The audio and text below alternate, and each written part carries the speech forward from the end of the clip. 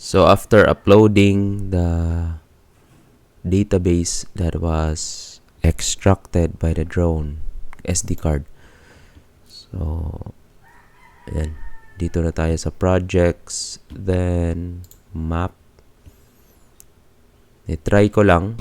Ito. Meron na daw result. Yung nakita. So, hanapin ko lang yung... yun. Ito na yung official na grid na map natin. So, grabe yung details.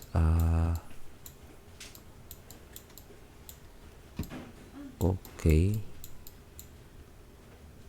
Klaro. Yung details. So, 3D. Pwede nating i-3D. Try natin i-3D. So, wait lang. Wow. Oh. Amazing. So, pwede pala mag-3D itong drone deploy. Yan yung kagandahan. Try lang natin.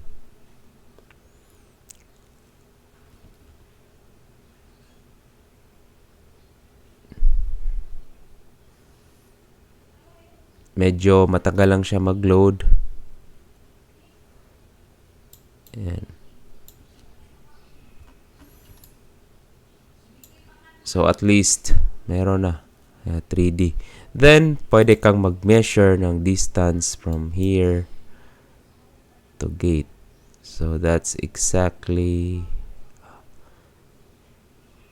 26 meters. Yun. Pwede mo nang i-measure yung area ng land area nyo.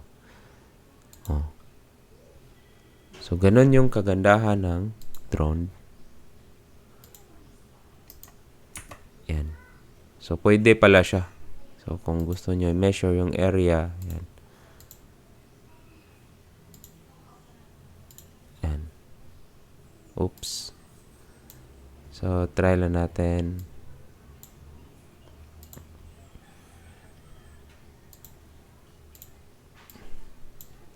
Yan.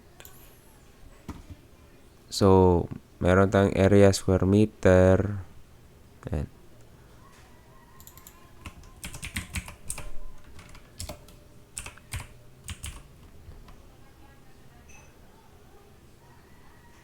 Okay. So, ganun. Pwede. Medyo matagal lang siya, no?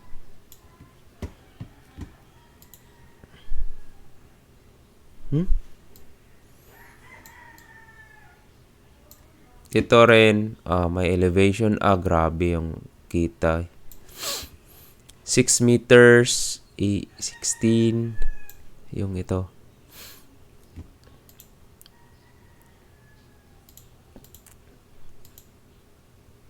Ayan. Yun. Galing.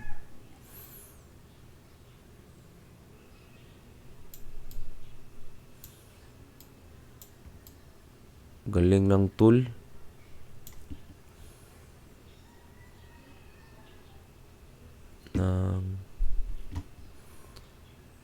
So, kung HD natin,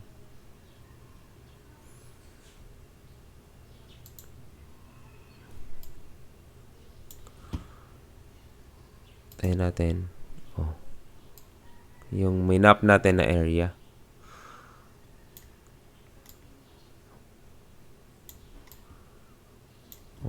Okay.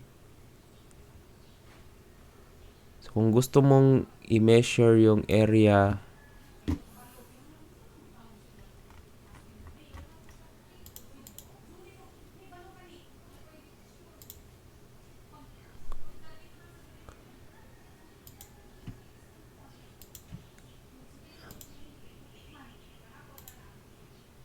yan.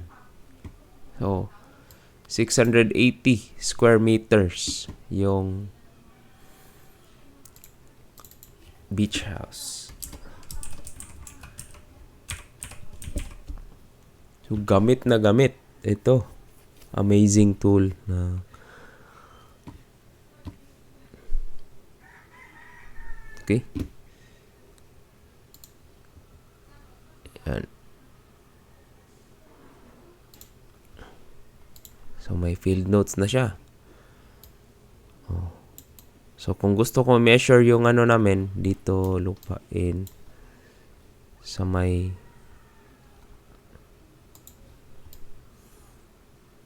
ito, meron rin kasi dito. So, area rin.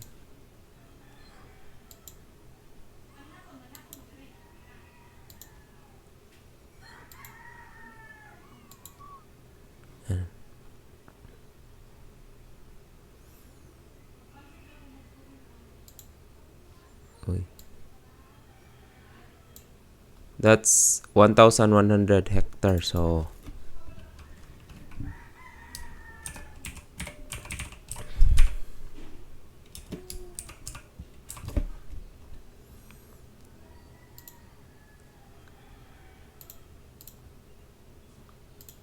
ayan.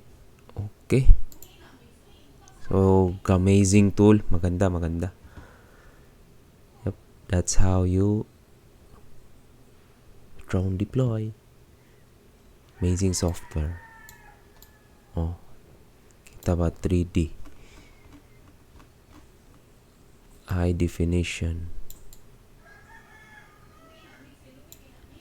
Okay.